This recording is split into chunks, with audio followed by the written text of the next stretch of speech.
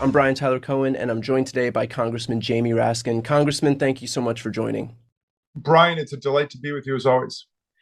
So I think it's safe to say that there's no one person more responsible for defending democracy than you. In fact, the JDCA gave you an award as the leading defender of democracy. How have your Jewish values informed your efforts to defend democracy? Well, first of all, thanks for your kind words, but this is a job way too big for any one person. Obviously, we're all defending democracy together. Um, and it's true that on the autocracy side, everything comes down to Donald Trump. But on the democracy side, we're all working together. And look, you know, what I learned in Sunday school was if I am not for myself, who will be? But if I am for myself only, what am I? And if not now, when?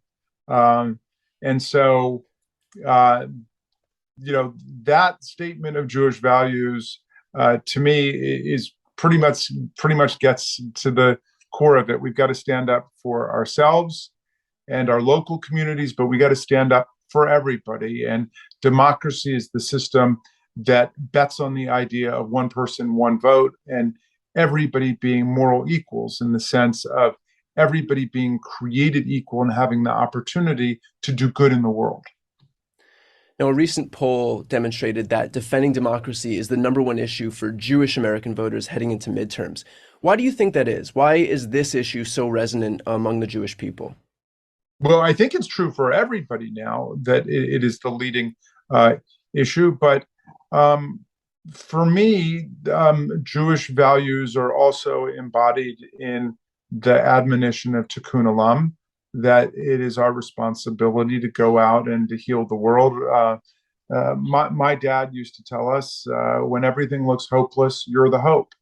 Um, and I find that lots of Jewish people understand the threat that liberal democracy is under and what that means for the Jewish community, what it means for other minority communities, and what it means for everybody, and what it means for people's rights. Lincoln said that constitutional democracy was like the beautiful silver platter upon which rests the golden apple of freedom, the promise of the Declaration of Independence, freedom.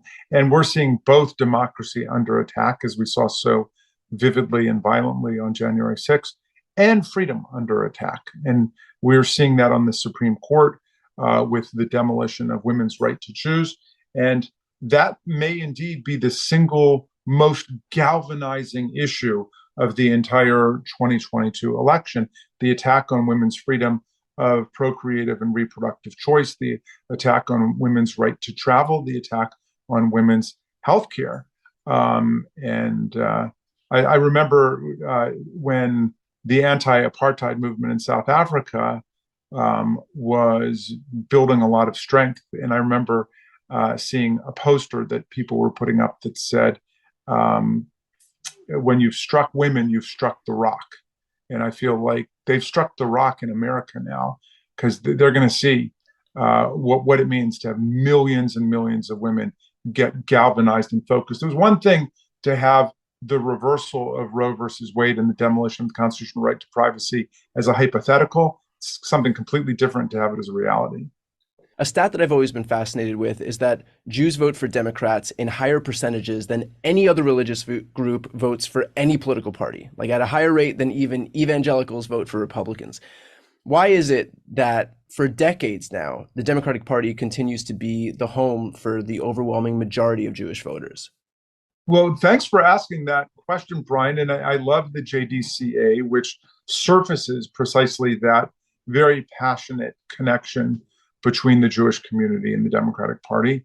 Um, you can look at it historically. You can look at particular moments, like when President Truman recognized the state of Israel, I think 8 minutes after it was founded. And there was a very clear understanding that that Israel would be a nation where a demonized and vilified and persecuted minority, the Jewish community globally, would be able to go and to have as a homeland, and it would be based on principles of democracy and liberalism and the Enlightenment. Um, but I think it goes deeper even than that. I mean, the Democratic Party is the party of the civil rights movement. It is the party of the women's movement. It is the party of the Equal Rights Amendment. It's the party of the right to choose. It's the party of civil rights and civil liberties. It's the party of the Voting Rights Act, the Civil Rights Act. It's the party of the environmental movement. It's the party of science and the party that takes seriously the climate crisis that we're in, with record wildfires in the West and record heat waves throughout the East, and the people of Pakistan just losing more than 1,300 people in the floods that are taking place there now. So I think that the Democratic Party is the party of democracy today, and I think that Jews, as an often persecuted minority throughout history, understand that the security and safety of persecuted minorities is at its absolute highest in liberal democracies that stand by the rights of everyone and the rule of law. Perfectly put. Let's finish off with this. What's your message to Jewish voters? What's your call to action to make sure that this reliably democratic voting bloc actually turns out? Well, we're in the fight of our lives here.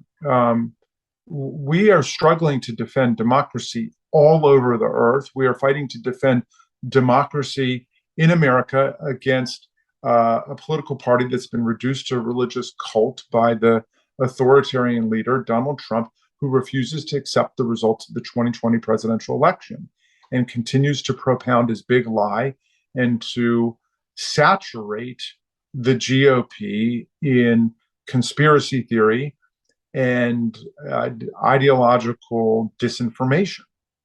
That's a terrifying thing. QAnon might be the single biggest ideological force within the GOP today. Yeah. In 2016, the GOP did not adopt a platform.